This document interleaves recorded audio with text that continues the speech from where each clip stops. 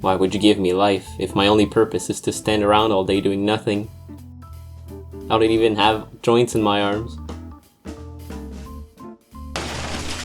If I could move right now, I'd fucking cut you.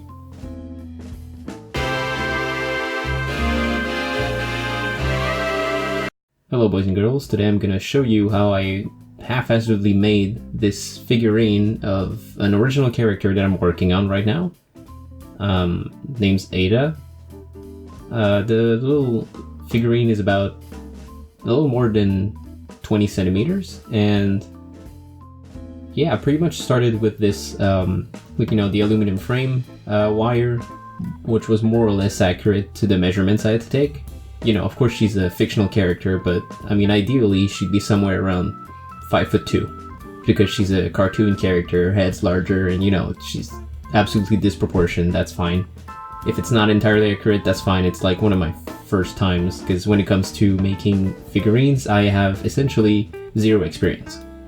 With that, I actually padded it out with aluminum foil, as you can see, so, you know, that's just what you're supposed to do.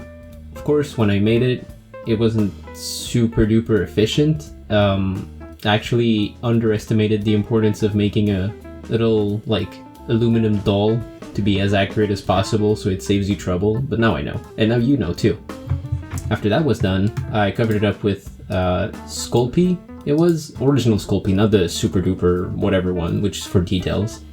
I wasn't aiming for details anyways because, you know, it's my first time trying. I just felt like animating a face over it. I was like, I also don't have tools. My tools are my disgusting fingers. As you can see, I bite my nails because I'm actually a child. And that's it. That's about as accurate as it's gonna get. I used a fork like 2 times for the crotch, probably. After covering up the whole thing and, you know, just patting out with, you know, just my hands the general shape of the girl, eventually I made the little, like, spaghetti bits, the little itsy bits that would eventually become her hair. At first I wasn't sure if I wanted to make like one flat surface that would just cut around to like simulate hair so that it'd be more cartoonish. And then I decided to go with the little, just improvise with little bits and pieces, even though they eventually kind of look more like dreads.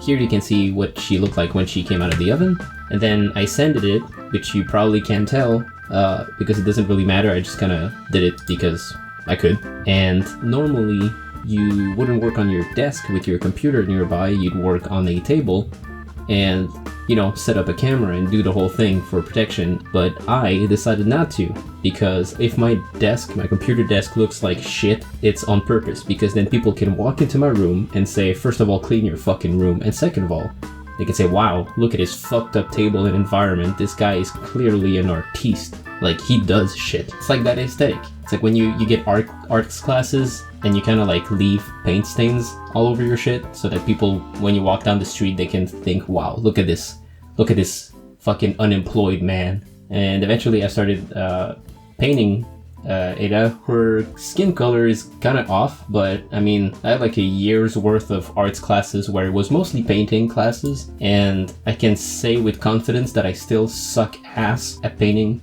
Anyways, I decided not to paint a face over because, you know, I could just, you know, I'm an animator, not a 3D sculpting man. I was like, no eyes is, no face is kind of creepy, but it's most versatile, because if I actually paint a face or eyes or a mouth, then I can't really move them around. And while my animation wasn't that expressive, I could use that for later. So as you can see here, I actually managed to kind of like on the fly learn how to make a shirt. Don't do what I did, which is to just like haphazardly cut pieces of this material, whatever that is, that my mom gave me. If you look up close, you can totally tell that it's like 4 pieces just super glued together, hot glued, I mean. But that's fine, you know. It was never meant to look professional, which is what I say to justify my suckage. For the jeans, I actually used some of my old jeans that kind of like undid themselves at the crotch.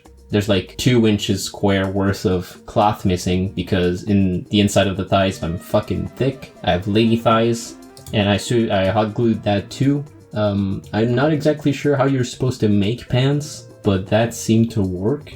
And in the end, I didn't feel like just painting shoes or fabricating shoes at this point, so I was like, she's just gonna wear socks. And then I fucked it up. I just decided on the fly, you know what, these socks don't look like socks anymore, they look like loafers or moccasins or whatever you call them. So that's just gonna have to be that. And they're made out of actual socks. Then after that I use like a permanent marker, I think it was, to color the cloth thingy. And it sort of worked, but the thing's very like hairy. There's a lot of fabric that just like comes off. So if you zoom in, you can see the magnificent mistakes I've made with, no wait, it wasn't with marker, it was with paint.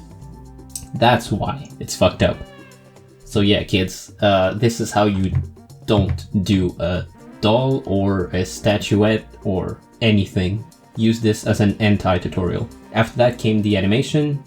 Of course, I animate on Flash 2004 because I am a fool. Then I just kind of green screened it because I'm not exactly here to make a mask yet. I'm not a master when it comes to editing, but usually just green screen works. And, you know, the rest is editing. So, yeah, that's about it. So if you like what you saw, you have good taste. Bye.